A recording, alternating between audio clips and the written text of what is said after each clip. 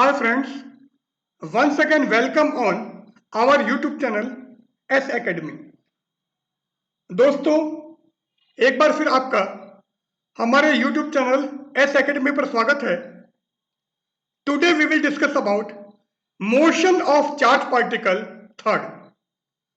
आज हम आवेशित कण की गति तृतीय पढ़ेंगे। इससे पहले हमने आवेशित कण की गति फर्स्ट और सेकंड के बारे में अध्ययन किया था। Here we will discuss about motion of charge particle third.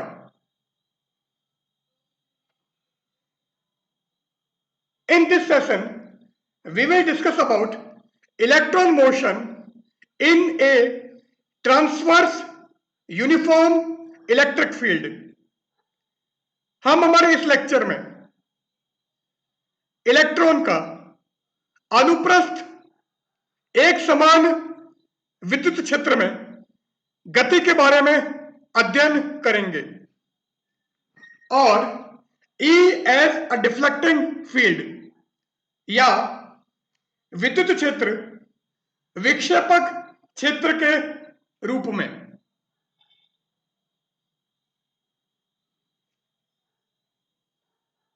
In electric field electron can enter either by horizontal direction or it can enter in electric field from any direction। Electron विद्युत क्षेत्र में क्षैतिज दिशा से प्रवेश कर सकता है या वह विद्युत क्षेत्र में किसी भी दिशा से प्रवेश कर सकता है। इन motion of charge particle second, we have already studied about the motion of electron when it enters in electric field horizontally।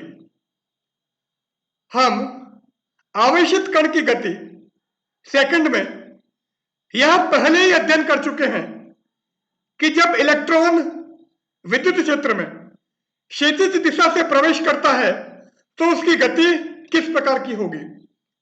So here we will discuss only about the motion of electron when it enters in electric field from any direction.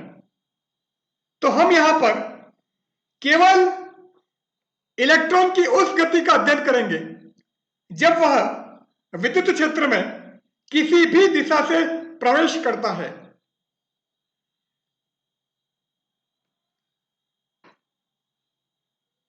So, when electron enters in electric field from any direction, जब electron विद्युत क्षेत्र में किसी भी दिशा से प्रवेश करता है,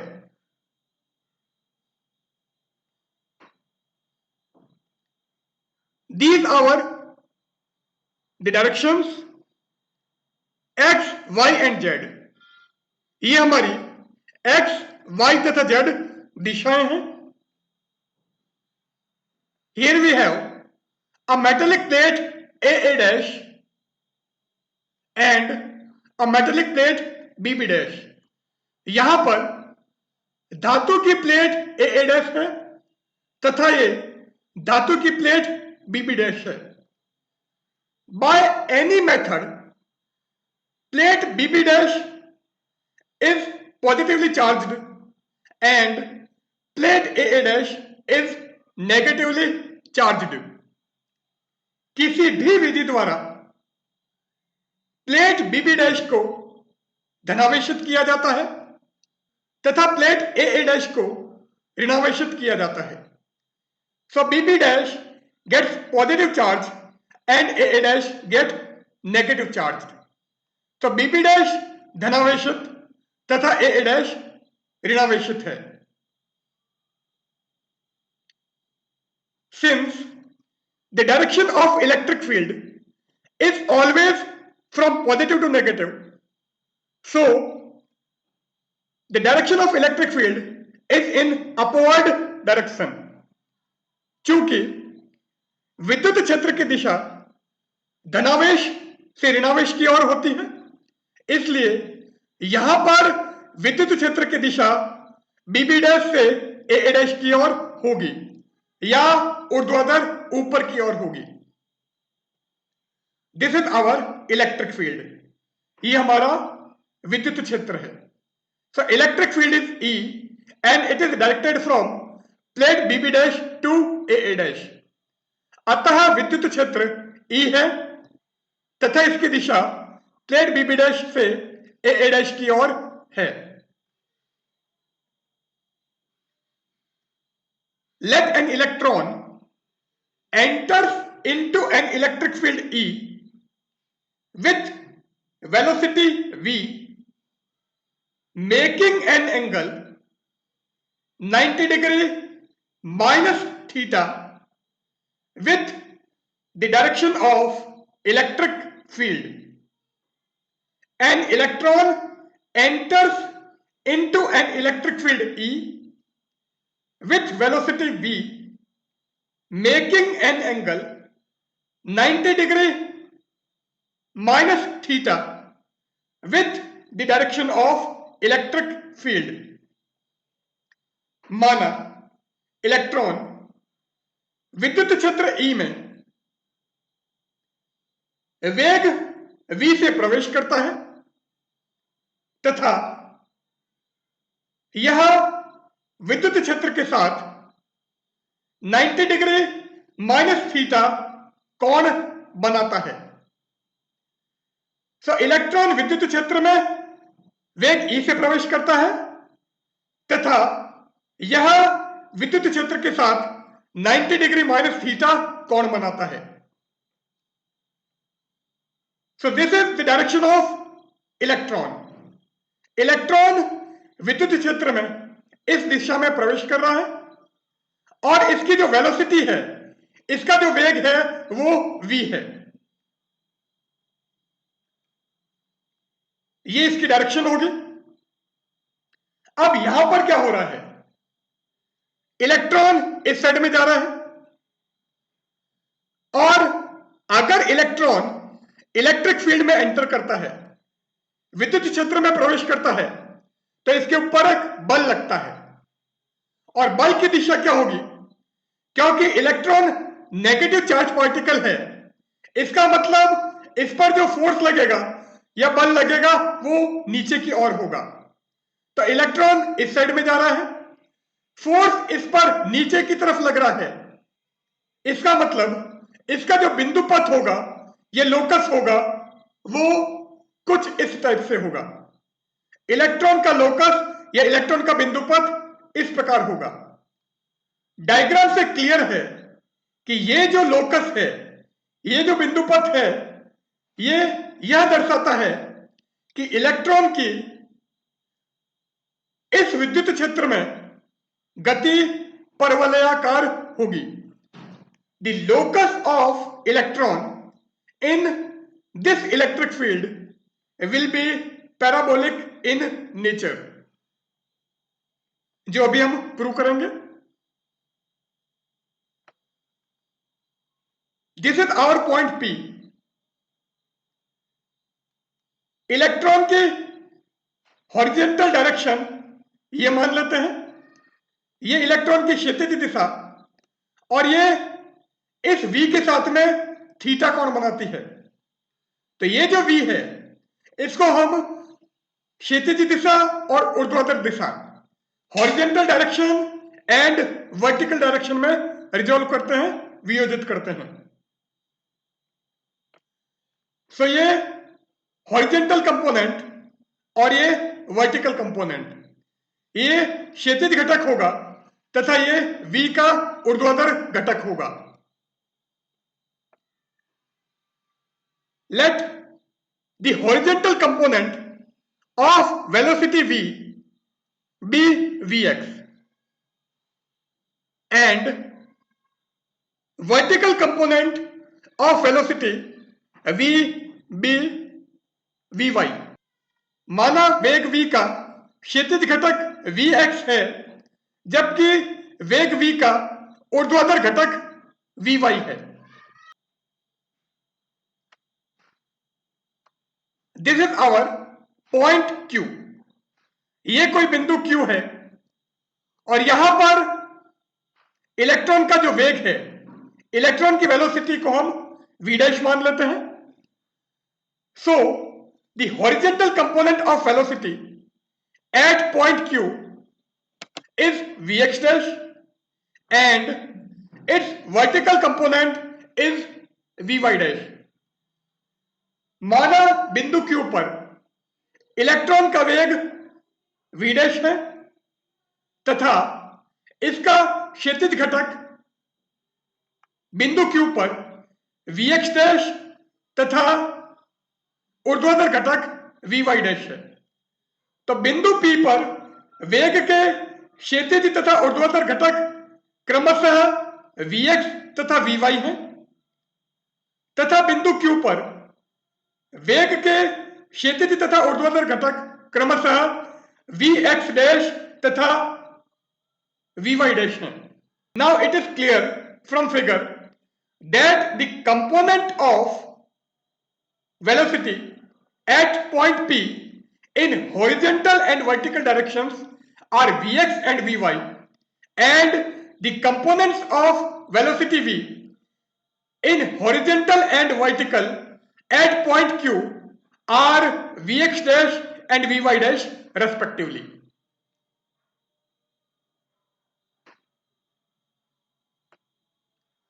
The force on electron along y direction due to electric field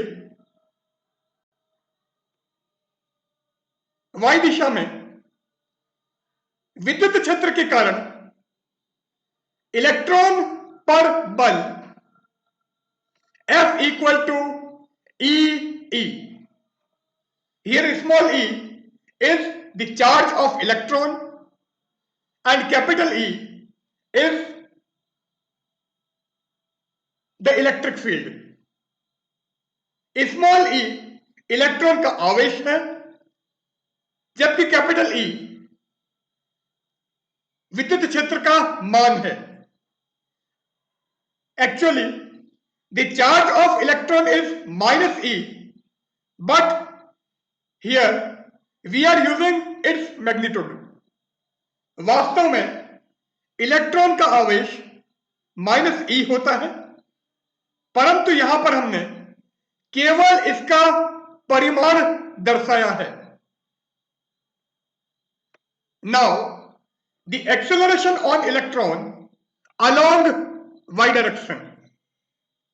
अब y दिशा में इलेक्ट्रॉन का त्वरण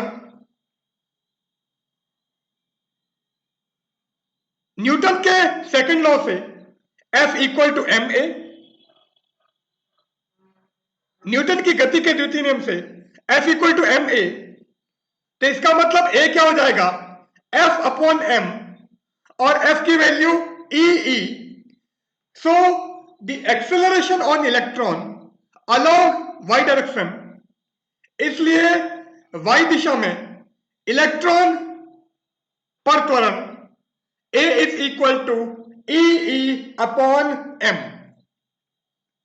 Here m is the mass of electron, यहां m इलेक्ट्रॉन का द्रव्यमान है। The motion of electron in this condition will be same as that of motion of a ball under the influence of gravitational field of earth। यहां पर electron की गति ठीक उसी प्रकार होगी जैसे कि पृथ्वी के गुरुत्वाकर्षण क्षेत्र के प्रभाव में एक बॉल की गति होती है। क्योंकि इलेक्ट्रिक फील्ड आपका ऊपर की तरफ लग रहा है, विद्युत क्षेत्र ऊपर की ओर लग रहा है, इसका मतलब इलेक्ट्रॉन पर जो फोर्स लगेगा, इलेक्ट्रॉन पर जो बल लगेगा वो ऊर्ध्वाधर नीचे की ओर लगेगा, ऋणात्मक y दिशा में लगेगा। और पृथ्वी का क्षेत्र वो भी वर्टिकली डाउनवर्ड डायरेक्शन में या ऊर्ध्वाधर नीचे की ओर लगता है। So the motion of electron in this condition will be same as that of motion of a ball under the influence of gravitational field of earth. इसलिए हम ये कह रहे हैं कि इस अवस्था में इलेक्ट्रॉन की गति ठीक उसी प्रकार होगी जैसे कि पृथ्वी के गुरुत्वाकर्षण क्षेत्र में बॉल की गति होती है। This is two dimensional motion. यह द्विविमीय गति है and hence the motion of electron will be parabolic. अतः इलेक्ट्रॉन की गति परवलयाकार गति होगी।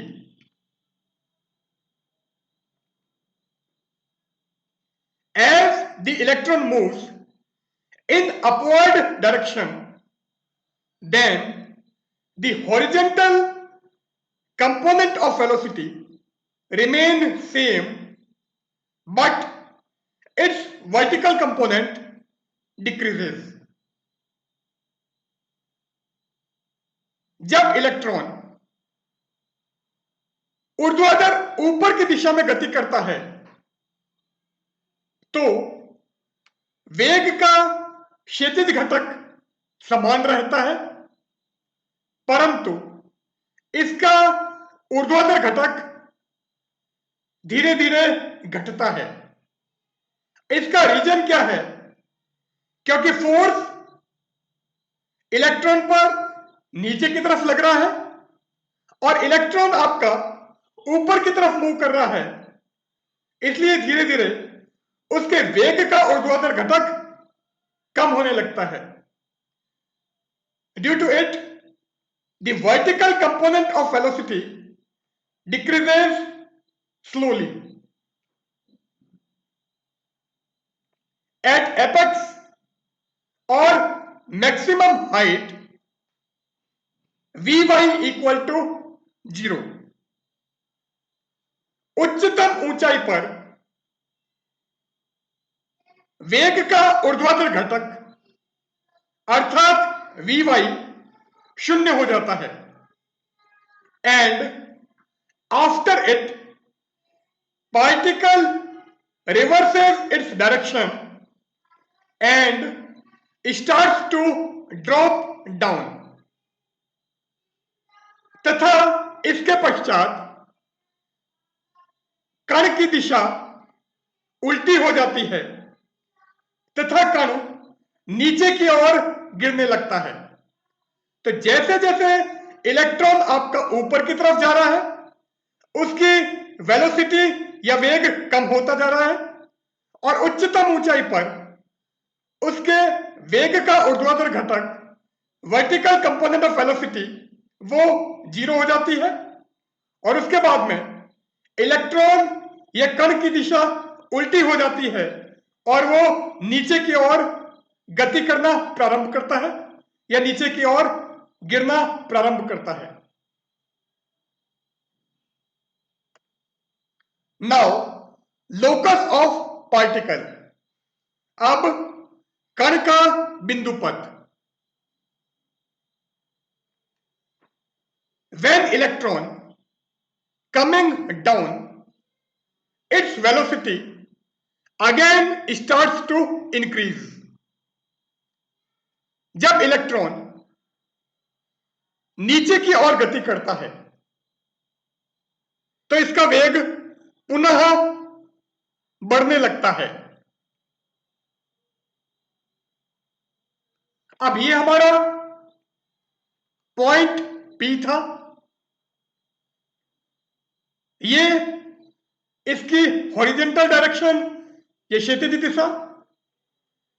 हॉरिजॉन्टल डायरेक्शन के साथ में एंगल थीटा पर इलेक्ट्रॉन इलेक्ट्रिक फील्ड में एंटर करता है। क्षैतिज दिशा के साथ में कोण थीटा बनाता हुआ इलेक्ट्रॉन विद्युत क्षेत्र में प्रवेश करता है। तो ये जो V है इसका हॉरिजेंटल कंपोनेंट ये क्षैतिज घटक हमने Vx माना है और इसका वर्टिकल कंपोनेंट या ऊर्ध्वाधर घटक हमने Vy माना है। अब Vx और Vy की वैल्यू क्या होगी? इस V का इस साइड में कंपोनेंट हमको लेना है तो वो आ जाएगा V cos theta. So Vx is equal to V cos theta और वर्टिकल कंपोनेंट या ऊर्ध्वाधर घटक लोगे तो वो आ जाएगा V sin थीटा। तो Vy equal to V sin theta. अब बिंदु Q पर वेग का क्षैतिज घटक, now the horizontal velocity of electron at point Q।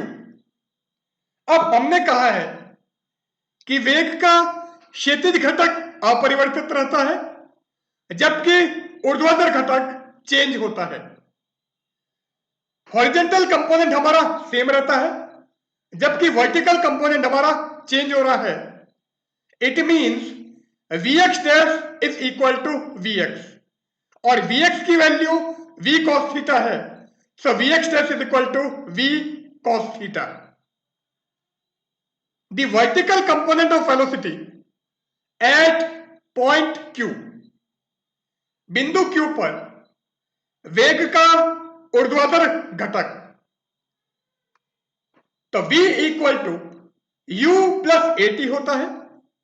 यहां पर V का मतलब Vy डैश है और U का मतलब Vy है। So V equal to U plus AT हमने लगाया है। So Vy dash is equal to Vy plus AT। Vy की वैल्यू V sin थीटा और A। इलेक्ट्रॉन ऊपर की तरफ जा रहा है तो क्योंकि फोर्स नीचे लग रहा है, बल हमारा नीचे की ओर कार्यरत है, इसका मतलब एक्सेलरेशन या त्वरण ऊपर की तरफ नेगेटिव होगा।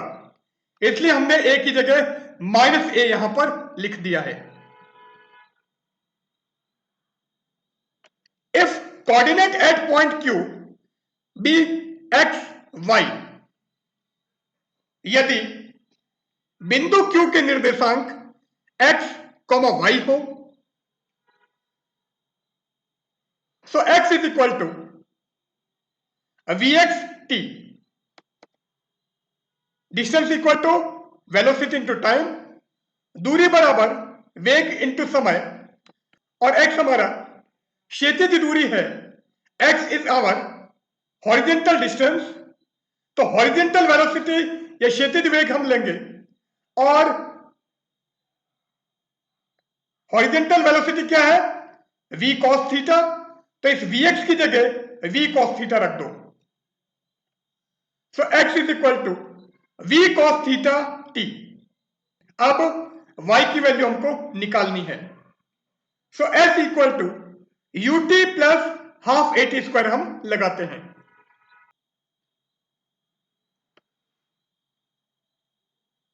Now y equal to Vy plus half AT square. अब यहां पर Vy की जगह V sin थीटा रखो। तो जैसे ही V की जगह V sin थीटा रखते हैं, ये हो जाएगा y is equal to V sin theta t plus half AT square. Now यहां से हम t की वैल्यू निकाल लेते हैं। So t equal to x upon V cos theta. तो ये जो t है, इन t की जगह x upon V cos theta रख दो। तो जैसे t की जगह x upon V cos theta रखते हैं, ये हो जाएगा y is equal to V sin theta into x upon V cos theta plus half A x upon V cos theta whole square. अब यहां पर V से V कैंसिल हो जाएगा, तो ये बन जाएगा tan थीटा इंटू एक्स, और यहां पर ये होल स्क्वायर ओपन कर देते हैं। So y is equal to tan theta into x plus half a upon v square cos square theta x square. तो ये इक्वेशन हमको मिल गई है। This is y equal to a x plus b x square type equation. यह समीकरण y equal to a x plus b x square प्रकार की समीकरण है।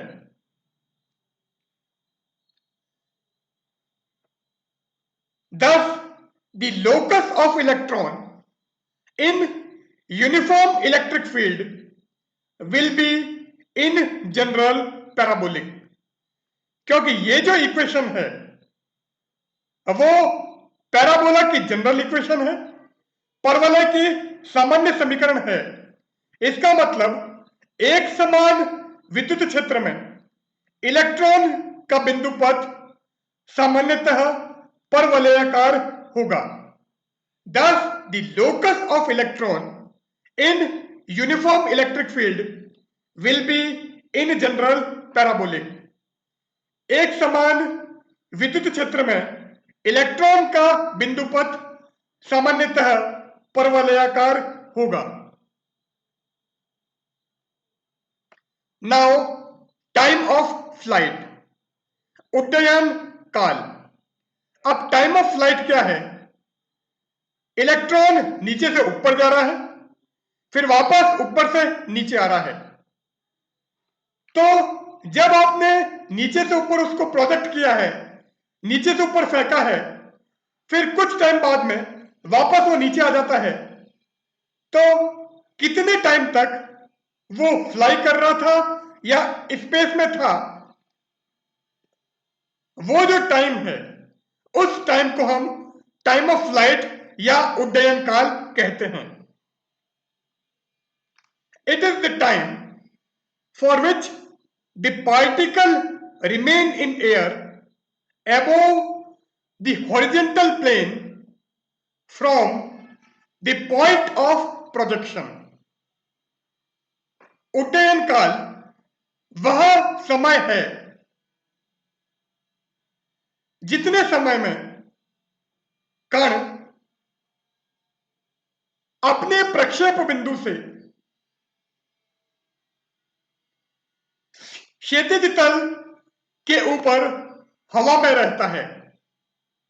उड्डयन काल वह समय है जितने समय तक कण अपने प्रक्षेप बिंदु से क्षैतिज तल के ऊपर हवा में रहता है। Time of flight is the time for which the particle remain in air above the horizontal plane from the point of projection। Since the time taken by particle in moving upward direction is equal to the time taken by the particle in moving downward, so capital T equal to 2t। चूंकि जितना समय कण ऊर्ध्वाधर ऊपर की दिशा में जाने में लेता है, उतना ही समय वह कण नीचे की दिशा में पहुंचने में लेता है। इसका मतलब जो उड्डयन काल होगा, जो टाइम ऑफ फ्लाइट होगा, वो 2t के इक्वल होगा। t क्या है? जितने टाइम में पार्टिकल अपने प्रोजेक्शन पॉइंट से मैक्सिमम हाइट तक पहुंचता है। अपने प्रक्षेप बिंदु से कण को उच्चतम ऊंचाई तक पहुंचने में लगा समय स्मॉल t है। अब ये डायग्राम अभी हमने लिया था। for ground to maximum height,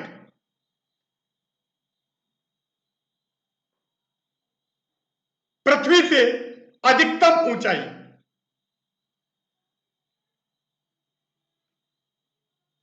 Vy की वैल्यू हमने निकाली थी V sin थीटा। Vy क्या है? पॉइंट P पर वर्टिकल वेलोसिटी, बिंदु P पर वेग का ऊर्ध्वाधर घटक Vy है जो कि V sin थीटा था। Vy dash is the velocity of particle at its maximum height. Vy dash उच्चतम ऊंचाई पर कण का वेग है और मैक्सिमम हाइट पर यह वेलोसिटी 0 हो जाएगी और उसके बाद में पार्टिकल हमारा नीचे आने लगेगा। अब पार्टिकल ऊपर की डायरेक्शन में जा रहा है तो ay एक्सेलरेशन का वर्टिकल कंपोनेंट वो क्या होगा? -a, क्योंकि फोर्स एक्चुअल में नीचे की तरफ लग रहा है, इसलिए त्वरण का ऊपर की ओर घटक -a होगा। Now Vy dash is equal to Vy plus ayt, ये सेकेंड इक्वेशन ऑफ मोशन, गति का द्वितीय समीकरण। तो Vy डैश की जगह 0 रखो, Vy की जगह V sin थीटा रखो और ay की जगह -a रखो। तो जैसे हम यहां पर रखते हैं ये हो जाएगा 0 is equal to V sin theta minus at, t हमको निकालना है। So V sin theta equal to at और t equal to V sin theta upon a। और हमको एक्चुअल में टाइम ऑफ फ्लाइट या उड्डयन काल कैपिटल T निकालना है, तो ये जो T आया है इसको हम डबल कर देते हैं। So time of flight capital T equal to 2T equal to 2V sin theta upon a, ये टाइम ऑफ फ्लाइट की वैल्यू आ गई है।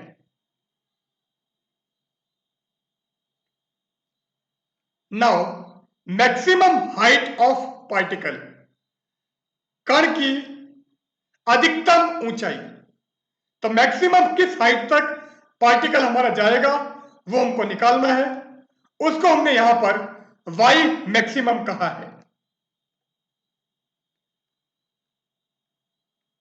Maximum height to which the particle rises above the point of projection during its flight is maximum height of particle। कण की वह अधिकतम ऊंचाई जो कि कण अपने प्रक्षेप बिंदु से उड्डयन के दौरान ग्रहण करता है, कण की अधिकतम ऊंचाई कहलाती है। तो जिस पॉइंट से आपने पार्टिकल को फेंका था वहां से वो कितनी हाइट तक पहुंचता है जिसके बाद में वो नीचे आने लगता है, उस हाइट को हम मैक्सिमम हाइट या कण की अधिकतम ऊंचाई कहते हैं।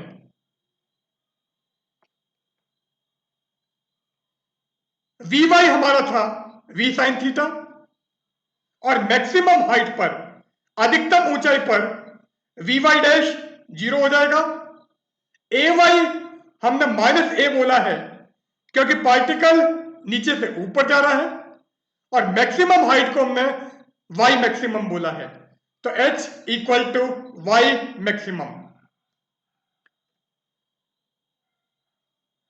Now from third equation of motion, गति के तृतीय समीकरण से v square equal to u square plus twice ay h।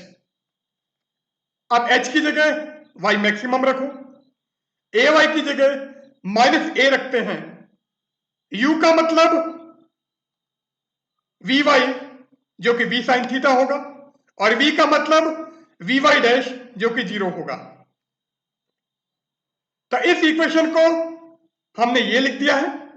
अब ये सारी वैल्यूज हम यहां पर रख देते हैं, तो ये हो जाएगा 0 is equal to v sin theta whole square minus twice a y maximum.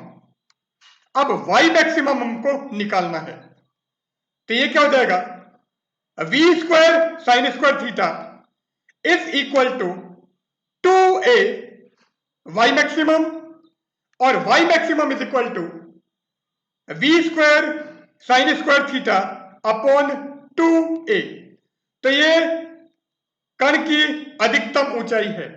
This is the maximum height of the particle. Now horizontal range, क्षैतिज परास।